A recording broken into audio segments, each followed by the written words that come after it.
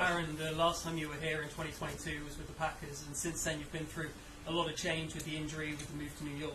How does the Aaron Rodgers of today differ to the Aaron Rodgers of 2022 when dealing with a loss like this? Well, I mean, they all hurt. Just got to be, honest with your performance every single week and hold yourself to a standard.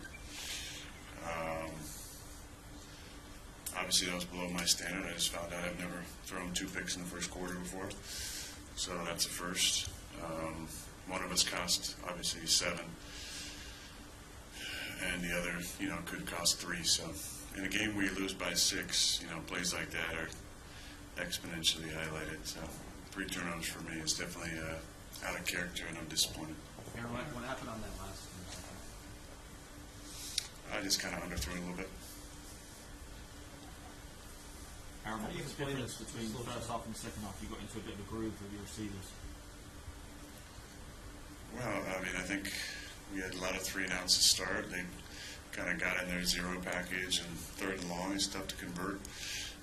Tough to be on the same page sometimes protection-wise because I can do everything out of that. I felt like we changed the tempo a little bit. That kind of got us playing downhill a little bit. And we're getting the ball out a little bit quicker. How are you physically? Is that your question, too? Yeah. I'm definitely banged up. I got my foot caught on a pile there. But just seems to be a low ankle sprain. Again, they were trying to get me in the tent, and we had a roughing the kicker, and I said, screw it, I'm going back out there. You were clutching your knee, too, or at least it looked like you were clutching the back of your leg at that point, too. There were a lot of things that made some noises on the way down. Could you, It's true. Sorry, Rich, go ahead. on the Van Ginkel, the pick 6, Yeah. describe what happened? They had a 7-up presentation, and, we got to something that we talked about, and I peeked the backside or something to the left to see if we were hot or not. And in doing that, I totally lost sight of Van Ginkel, and he made a nice play. I think you guys have 14 total rushes today. What do you guys have to do to kind of just get that running game going and maybe spark something with the offense there? Yeah, I mean, we got to figure out exactly what our best runs are based on the first 5 games now. And, we've tried to establish a run in most of these games early. And sometimes you got to switch it up and maybe throw it to establish the run. Why do you think you guys have struggled handling the blitz these last 2 weeks? I've probably had 2 on me that I should have handled better. A lot of the stuff we've seen, it's just stuff that we walk through, single pressure, replacement stuff. So we'll be real critical as we look at the film. But in general, I gotta play to the standard I know I'm capable of playing, and the rest of that stuff takes care of itself. How do you explain the slow start? Because I think last week you guys had only 1 first down in the first quarter, and then today I don't think you had any. And how hard is that to overcome? Yeah, it puts our defense in a hole. They played great.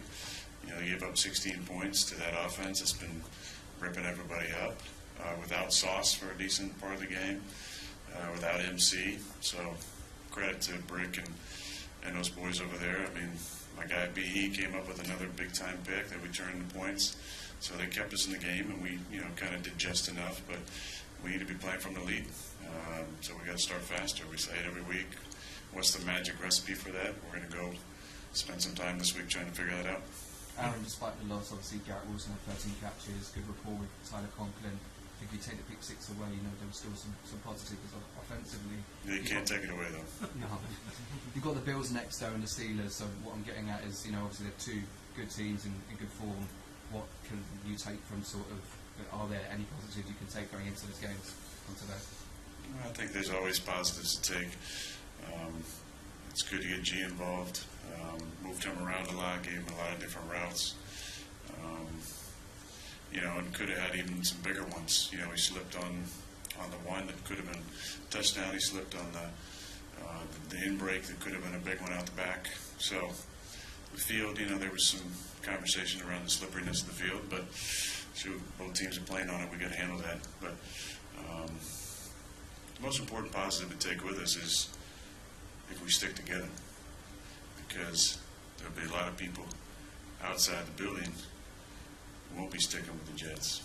So we stick together. I still have a lot of confidence in this team.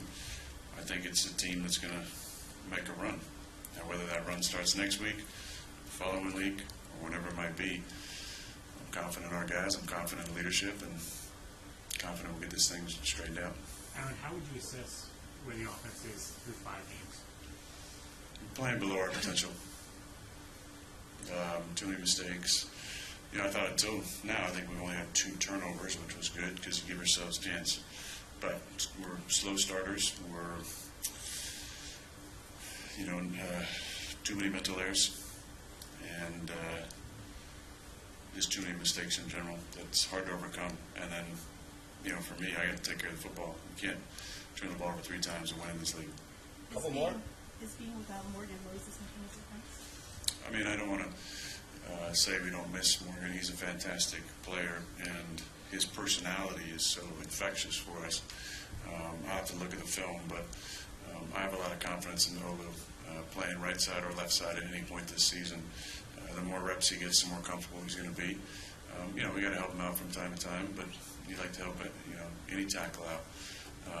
But I know Morgan; he's a tough dude, and I would guess he's going to try and play this next week.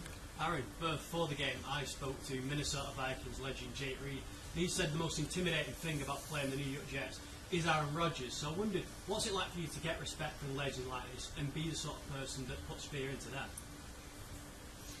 Well, I've had a lot of wins over the years against the Vikings, so they know me well. Now, it's not the same record that, maybe in Chicago. They probably hate me a little worse. But there's been some great battles over the years. I saw another legend that I played against, in Jared Allen. First time I played against him, he sacked me 5 times. A couple of those times, I didn't have a chance. It was so damn loud, the old Metrodome. So I've enjoyed the battles over the years.